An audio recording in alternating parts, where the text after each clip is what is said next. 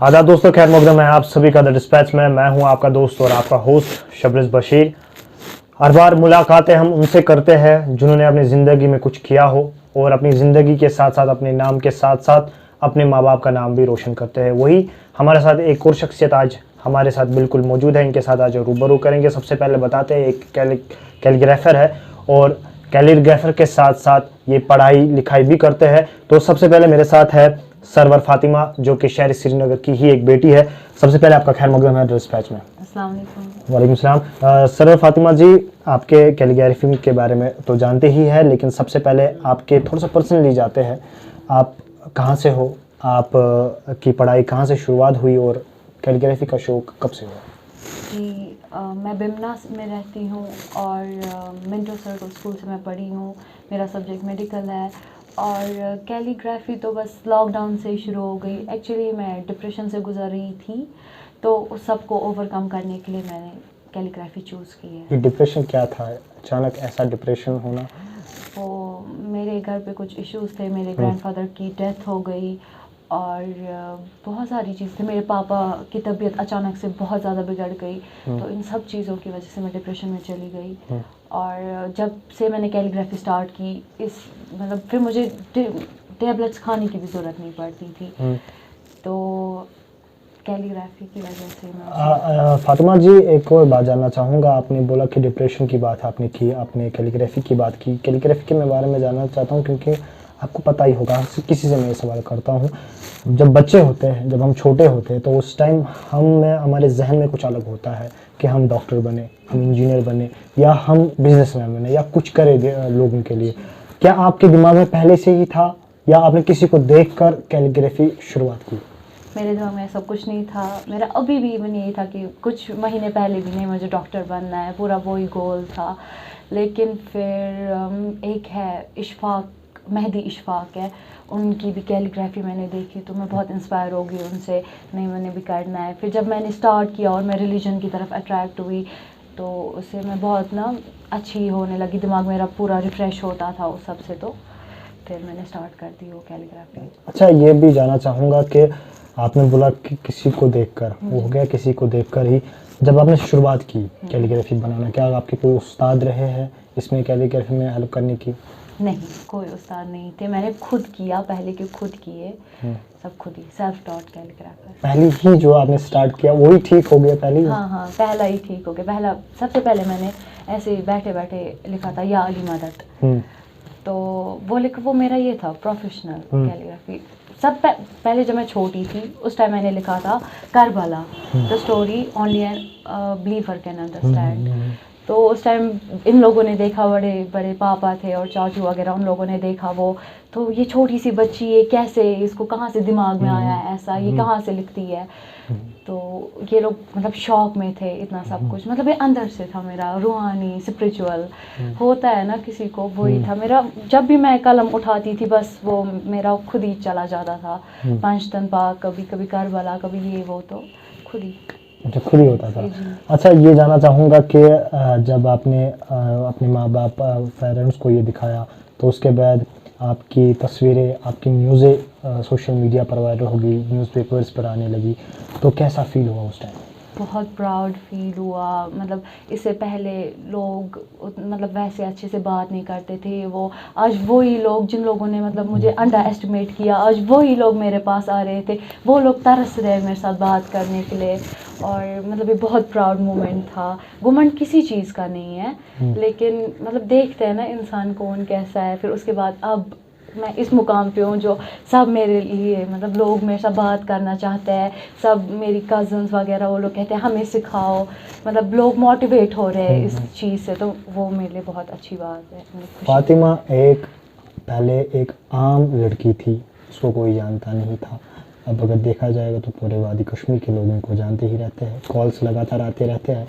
जब मीडिया की बात करते हैं, पत्रकारों की बात करते हैं, जब मीडिया का कोई फ़ोन आपको पहली बार आया, तो उस टाइम आपको क्या लगा, किस तरह की खुशी फीलिंग हुई अंदर से? मुझे सोशल होने का बिल्कुल शौक़ नहीं था, टू बी ऑनेस्ट।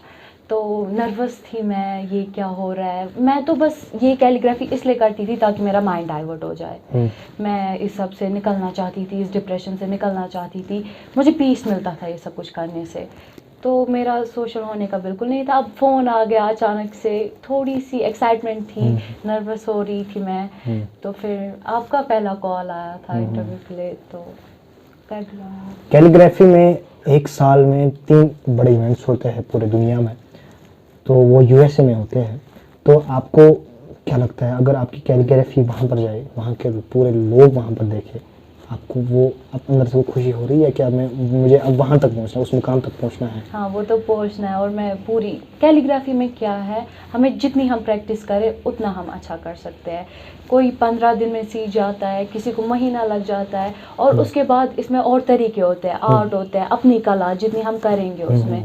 कुछ भी हम लिख ले उसमें फिर अपनी कुछ करें ना, क्रिएटिविटी बनाए उसको, वो कैलीग्राफी बन जाती है। अब मैं यही कोशिश करूँगी उसको और बढ़ाने की, और यूएसए तक पहुँचना है। कहीं ऐसे लोग हैं, कहीं ऐसे बच्चे हैं, कहीं ऐसे यंग स्टार्स हैं जो कहते हैं कि कैलीग्राफी एक आर्ट है। जिस तरीके से बचपन में एक कहा जाता था, एक आर्ट तो दूसरा है, लेकिन दूसरा आर्ट ऐसा है, बचपन में कहा जाता था कि एक जो बच्चा होता है वो 3-4 लकीरें देता था कॉपी पर, कहते थे ये इसने ड्राइंग बना ली।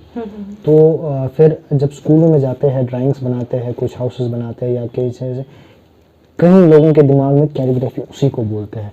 थोड़े से नाज़रीन को बताएं असल में कैलीग्राफी होती क्या है?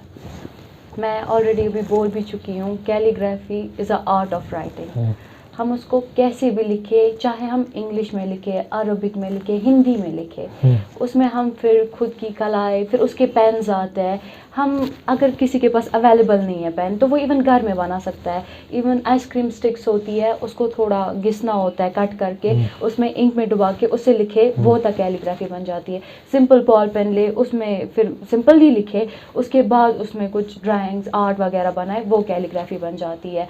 और दूसरे जो प्रोफेशनल्स होते हैं वो फिर बैम्बो का यूज़ करते हैं। जो बैम्बो स्टिक्स होती है उसके अपने अपने अलग अलग साइज़ बनते हैं। वो किस लिए होते हैं साइज़, वो इस तरह से होते हैं ताकि कहीं मोटा हो और पतला हो, वो स्ट्रोक्स बन जाते हैं। वो इसलिए होते हैं, कैलीग्राफी क्या, आंखों को जो अच्छा लगे, जो मतलब हमें देखने का मन करे, हमें देखना है, बहुत प्यारा लगे, वो कैलीग्राफी बन जाती है। तो ये जानना चाहूँगा कि पहली कैलीग्राफी जब आपने बना ली तो उस वक्त कितना टाइम लगा आपको बनाने में, और आज अगर आप बनाओगे कितना टाइम लगेगा? जो मैंने पहली कैलीग्राफी बनाई थी वो पंचतन पार्क थी। वो थोड़ी बड़ी थी, तो उसमें मुझे 1 घंटा लग गया था। अच्छा, 1 घंटा। आज मैं 15 मिनट में बना लेती हूँ। 1 घंटे में डिज़ाइनिंग वगैरह, और अगर ज़्यादा डिज़ाइन करना और साइज़ के हिसाब से हो, बड़ा बनाऊँ, तो 1 दिन भी लग जाता है कभी। पढ़ाई की मैं पहले बात करता हूँ। आप किस 12th में आप पढ़ते हो, अभी भी पढ़ रहे हो? जी। चलो, 12वीं जमात की तालिबा हो, और 12वीं जमात के साथ मैं जानना चाहूँगा कि आपके असातिज़ा किरामों की मैं बात करता हूँ, क्या उन्होंने अभी तक आपकी कैलीग्राफी देखी? जी देखी है, और बहुत खुश हुए, प्राउड थे मेरे पे बहुत ज़्यादा। अच्छा लगा उनको कि हमारी बच्ची है। वो लोग भी दिखा रहे हैं सबको कि हाँ देखो ये मेरी स्टूडेंट है, तो सब प्राउड फील कर रहे हैं ये सब। तो अगर देखिए, अगर मैं आपको एक बात ज़रूर बताना चाहूँगा, आपको भी बखूबी पता होगा कि जब डॉक्टर कोई बनता है, इंजीनियर बनता है, या कोई ऐसे मुकाम पर पहुँचता है जो पूरे दुनिया को रोशन करता है, पूरे दुनिया के साथ साथ अपने माँ बाप का नाम रोशन करता है, कहीं ना कहीं किसी न किसी बच्चे का पीछे ना किसी का ऐसा सपोर्ट होता है, वो खुसूसन अपने माँ बाप का। जी जी। तो आपके माँ बाप में, अपनी फैमिली में ज़्यादा सपोर्ट किसका मिला? पापा का और मम्मा का भी, लेकिन पापा का ज़्यादा। मैंने पिछले इंटरव्यू में भी बोला था, मैंने बस इनसे एक पेन मांगा था, इन्होंने पूरी दुकान मेरे सामने ला दी। तो बहुत सपोर्टिव है, मतलब ये बोलते जितना हो पाएगा उतना करो, मतलब ज़्यादा फोर्स भी नहीं करते हैं। जो तुम्हें मानना है, जो तुम्हें अच्छा लगे वो करो, किसी चीज़ में ये नहीं। वरना आदों के मैं देखती हूँ पेरेंट्स, नहीं डॉक्टर बनना है, ये करना है, मतलब बच्चे को अपना इंटरेस्ट नहीं होता है, तो वो किसी कुछ काम का नहीं है, वो उसमें कामयाब नहीं होगा इंशाल्लाह। तो जो बच्चे को अपना अच्छा लगे उसको उस वे में दो, देखो वो कहाँ पहुँच सकता है। सही बात है। कहीं ऐसे लोग भी होते हैं, कहीं ऐसे युवा भी होते हैं जो अपने माँ बाप का नाम रोशन करते हैं, लेकिन कहीं ऐसे लोग भी हैं, कहीं ऐसे युवा भी हैं जो आज ड्रग में मुब्तला हो गए, गलत कामों में मुब्तला होते हैं। उनके लिए आपकी जो है, आपके लिए मैसेज क्या रहेगी? मेरी मैसेज ये रहेगी कि हर एक इंसान में कुछ ना कुछ खूबी होती है, आप वो खूबी ढूंढिए और देखिए फिर वो कहाँ पहुँचाती है इंसान को। कोई काम छोटा नहीं होता है, चाहे वो कुछ भी हो। और अब देखना है, बस ढूंढना है कि आप में क्या खूबी है। वो जब मिल जाए उस पर थोड़ा सा काम करना है और देखिए फिर क्या जादू होता है। फातिमा जी, आपने खुद बोला कि मैं एक डिप्रेशन से गुजर गई हूँ। कहीं ऐसे आपने देखे होंगे, कश्मीर की मैं बात करता हूँ तो कश्मीर में ज़्यादातर जो युवा है वो आज हार्ट अटैक की वजह से अपनी ज़िंदगी की जंग हार बैठते हैं। उनके लिए क्या मैसेज रहेगी जो डिप्रेशन में है, जिनके दिमाग में टेंशन्स है, उनको क्या करना चाहिए इस टेंशन से बाहर निकलने के लिए? तो मैं उन लोगों को ये बोलना चाहती हूँ कि आप अपने में वो खूबी ढूंढें कि आप में क्या खासियत है, वो उस पर काम करें और इस नेगेटिविटी को बस ख़त्म कर देना है। नेगेटिविटी की तरफ जाना नहीं है, बस पॉजिटिव रहना है। और कुछ ये सब बकवास है, डिप्रेशन कुछ नहीं है। आप देखिए अच्छे से रहिए तो हो जाएगा। फातिमा जी, एक आखिरी बात जानना चाहूँगा, क्योंकि वक्त को मद्देनज़र रखते हुए एक अहम बात जानना चाहूँगा, क्योंकि आपने देखा होगा एक कश्मीर की बेटी ही हो आपने देखा होगा कि यहाँ की जो गर्ल्स हैं, यहाँ की जो लड़कियाँ हैं, उन्हें कमतर माना जाता है। उनकी फैमिली जो है वो उन्हें बाहर नहीं छोड़ने से डरती है, या कहीं ऐसे लड़कियाँ होती है जिनके पास टैलेंट है लेकिन वो आगे दिखा नहीं पा रही है।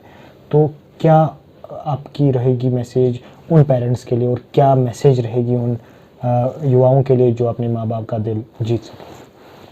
देखिए, मैं तो ये कहूँगी कि वैसे आज के ज़माने में मुझे नहीं लगता कि ऐसे पेरेंट्स होंगे जो घर में लड़कियों को रहने देंगे। वैसे आज तो ओपन माइंडेड है।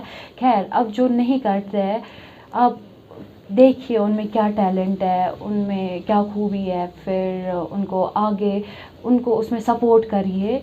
जितना आप सपोर्ट करेंगे वो अच्छा रहेगा और वो फिर आपका नाम रोशन करेंगे।